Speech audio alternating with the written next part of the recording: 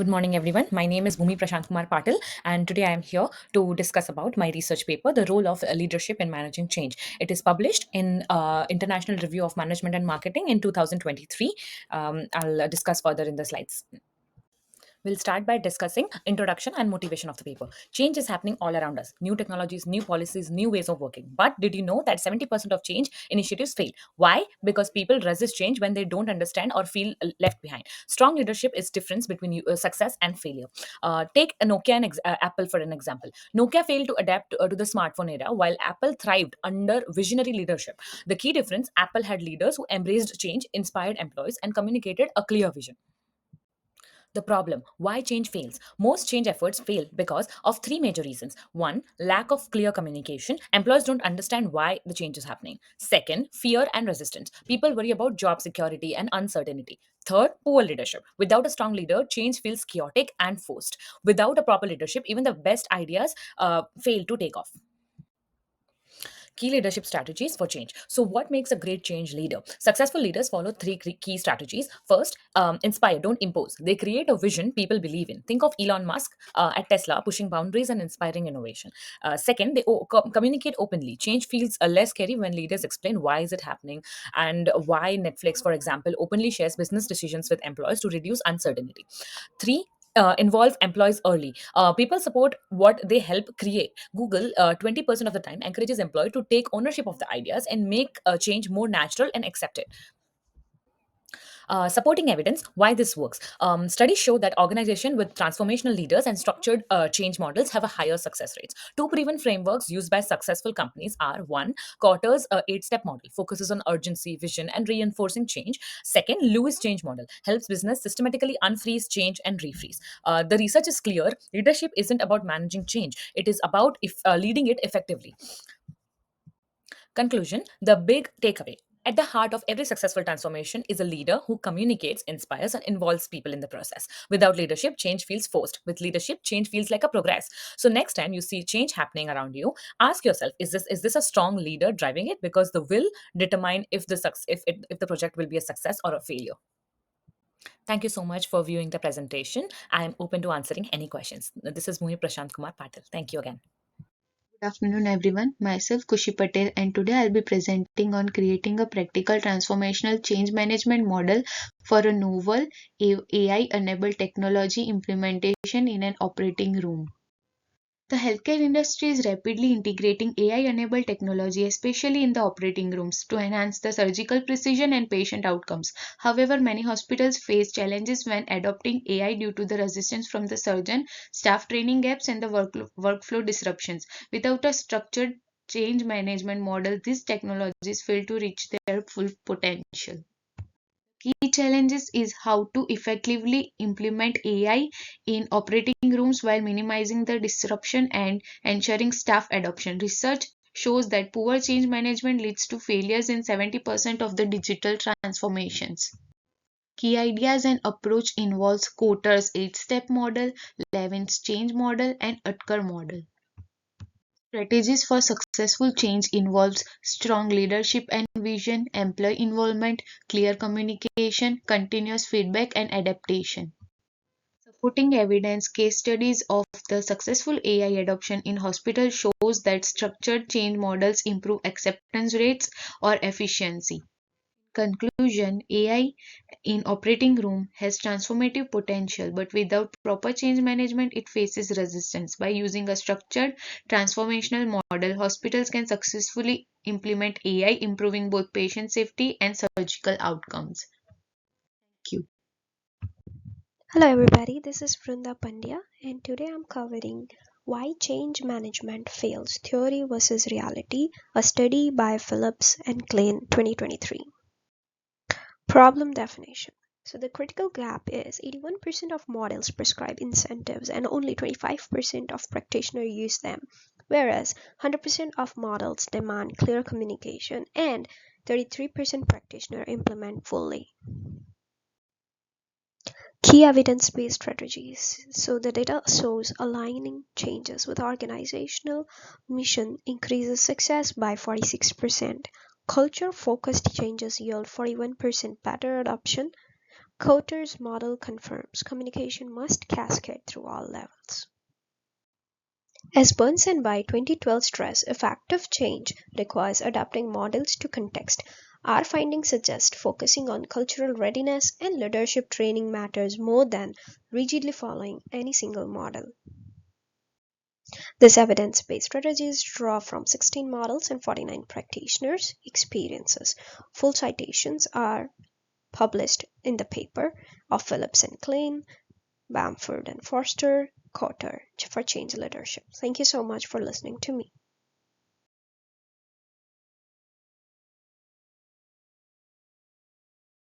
Hello everyone.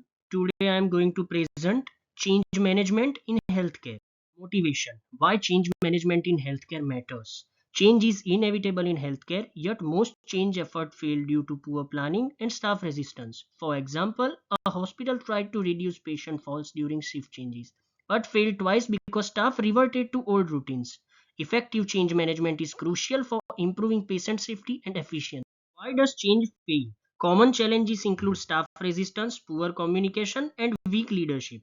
Without proper strategies, change won't last. The key question: how can we implement sustainable change? Now, key ideas and approach. Proven models help. Levin's change theory focuses on unfreezing, moving, and refreezing behaviors. Cotter's 8-step model emphasizes urgency, vision, and reinforcement. Lippitt and Rogers provide structured approaches for change adoption. For supporting evidence, success requires early staff involvement, leadership support, and monitoring progress. Tools like force field analysis identify barriers, while metrics like patient safety and adoption rates measure impact. In conclusion, change is challenging but essential. Using structured models, strong leadership ensures lasting improvements. With the right approach, healthcare it evolves for the better. Here is the reference slide. Thank you, Professor, for your time and energy. Thank you.